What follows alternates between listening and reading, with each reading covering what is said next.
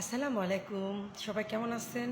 আমি হাবিবা। আজকে খুব গুরুত্বপূর্ণ একটা বিষয় নিয়ে আপনাদের সামনে আমি হাজির হয়েছি।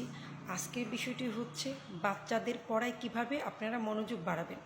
প্রত্যেকটা বাবা মা খুব চিন্তায় থাকে যে বাচ্চারা পড়তে চায় না, বাচ্চারা পড়ায় ফাঁকি দিচ্ছে বা বাচ্চারা পড়া মনে রাখতে পারছে না। তো এই 3টা টিপস যদি আপনারা মানেন, ইনশাল্লাহ আপনাদের বাচ্চা ভালো একটা রেজাল্ট করবে এবং পড়ায় মনোযোগ আসবে। তো আর কথা না বাড়িয়ে আমরা চলে যাই সেই 3টা টিপসে। এক নাম্বার টিপস হচ্ছে বাচ্চাকে রুটিন অনুযায়ী পড়াবেন। রুটিন প্রত্যেকটা বাবা মার কাছে একটা বিশেষ অনুরোধ, আপনারা বাচ্চাকে যখন পড়াবেন একটা রুটিন তৈরি করে পড়াবেন। রুটিনে যদি আপনি পড়ান তাহলে বাচ্চা দেখা যায় ওই সময়টা নিজেকে প্রস্তুত রাখে। রুটিন অনুযায়ী পড়ালে বাচ্চা এমনিতেও ওই সময়টা নিজেরই প্রস্তুত রাখে যে যাতে সে পড়াটা পড়বে আর কি। এখন তো এই রুটিনটা আপনি বিকেল 5টা থেকে 6টার মধ্যে পড়লে ভালো হয়। এই সময়টা সময় নষ্ট কম হবে, বাচ্চারাও মনোযোগী হবে। তাহলে 2 নাম্বারটা হচ্ছে আপনার ছোট ছোট বিরতি। বাচ্চাদের এমনিতেই বাচ্চারা ফাঁকিবাজ করতে চায় না। তারা করে কি যে আধা ঘন্টা বা দেখা যায় 25 মিনিট হলেই একটু দুষ্টামি করে।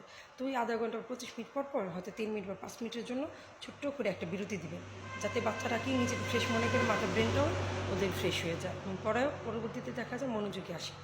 এখন 3 নাম্বারটা খুবই গুরুত্বপূর্ণ। তাহলে আমাদের কয়টা গেল? 1, 2, 3টে। এখন আমরা 3 নাম্বারটা বলবো। 3 নাম্বারটা হচ্ছে কি বাচ্চাদের আপনারা প্রশংসা করবেন এবং কোনো কাজে বকা দিবেন না। যে প্রশংসা বলতে কি, ছোটো ছোটো প্রশংসা।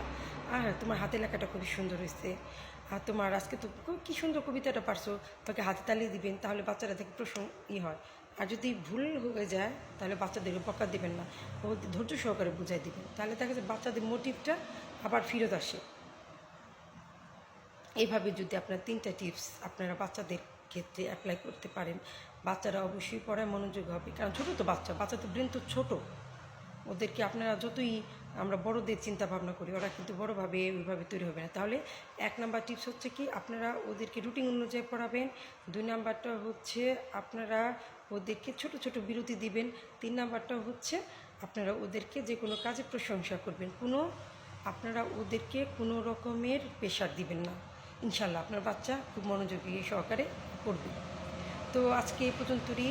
আপনাদের যদি ভালো লাগে তো লাইক, কমেন্ট, শেয়ার করে আমার পাশে থাকবেন। আমি হাবিবা আবারও আপনাদের মাঝে হাজির হব খুব গুরুত্বপূর্ণ কিছু বিষয় নিয়ে। ইনশাল্লাহ এই পর্যন্ত পাশে থাকেন, লাইক দিয়ে শেয়ার দিয়ে আমাকে পাশে থেকে আমাকে সাপোর্ট করবেন। আল্লাহ হাফিজ। আসসালামু আলাইকুম।